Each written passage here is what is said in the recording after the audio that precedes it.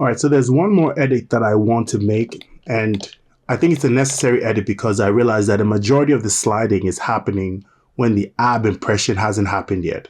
So the ab impression starts around here, and at around here, it only has about 0.3 more translation to go.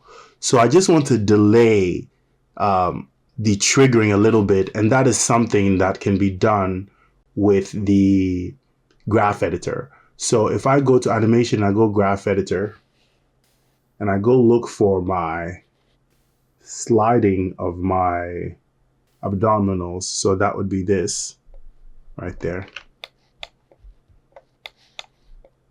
All right, so there it is.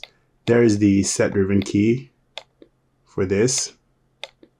And I really should be working on locking and hiding these, but I'll do it at cleanup. I'll make sure I go and lock and hide. Lock these so they are not editable.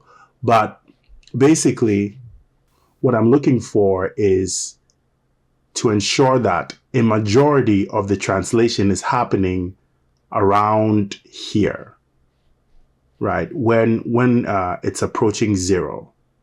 So an easy way to do that is to grab this, go weighted tangents, and I could break tangents too. I don't think that's necessary though, but I'm going to grab this and I'm going to pull the tangent out like this. And this is something you're going to see me use on the legs. It's a very important thing to do because I need the knee and leg PSDs to trigger at a particular point in time, and this is how I'm going to go about doing it.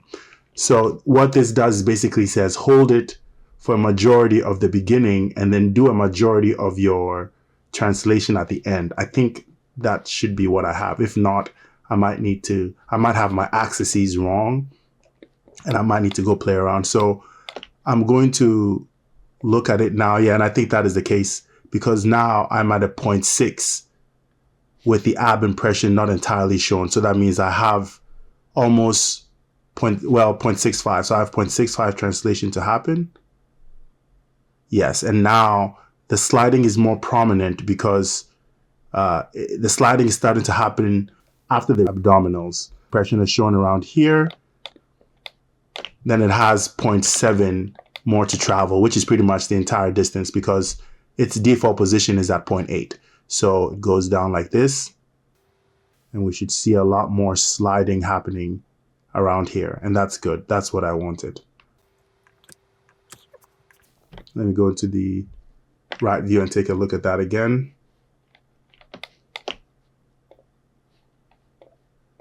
And just to see it visually. Yes, you see that sliding down, more prominent. All right, so this is a very cool, important effect to help your underlying muscle look like skin is sliding on top of it.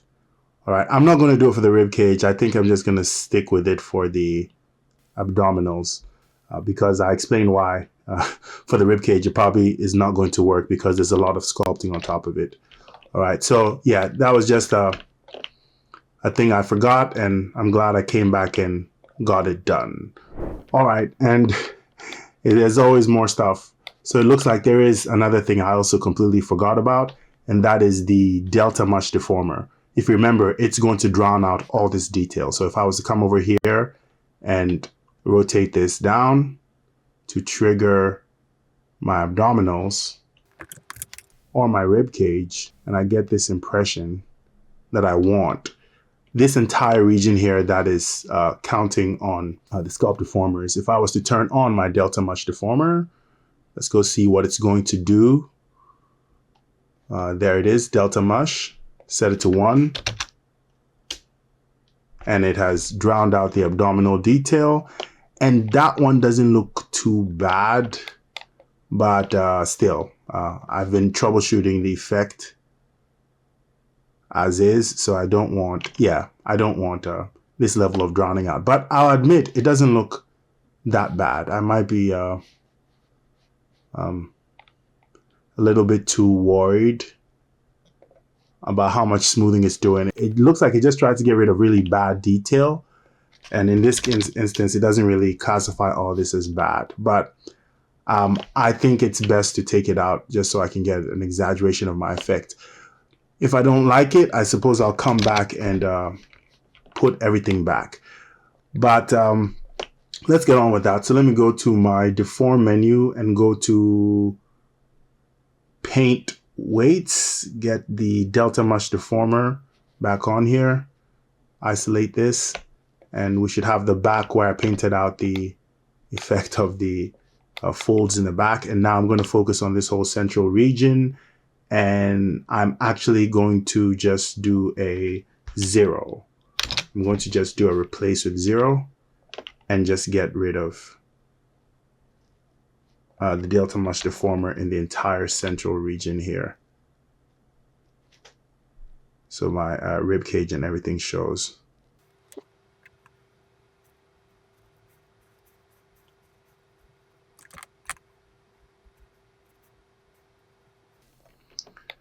Yeah, I think that the deltamush deformer for this particular rig, it's doing a great job with the ears and the joints, the end joints, and the fingers. I'm sure it'll do a magnificent job with that too. But on the torso, I don't really care. The torso is not deforming badly. It doesn't need that much work.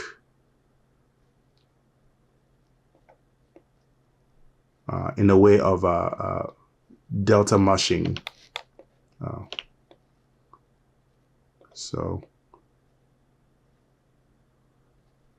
And this is a haphazard paint job, but if it's, I feel like I need to, I'll come back and do some better cleanup.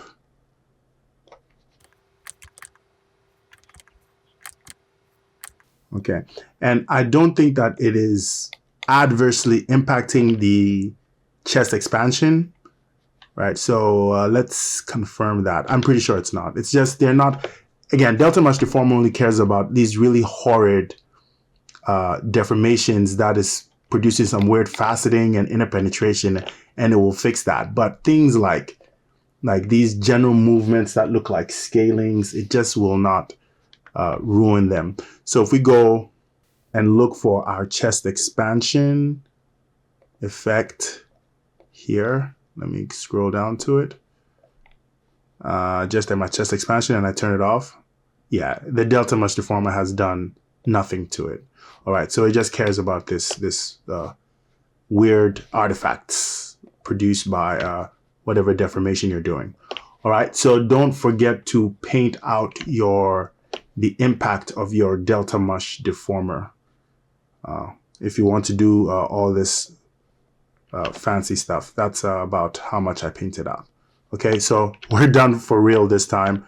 We're moving on to the sternomastoid.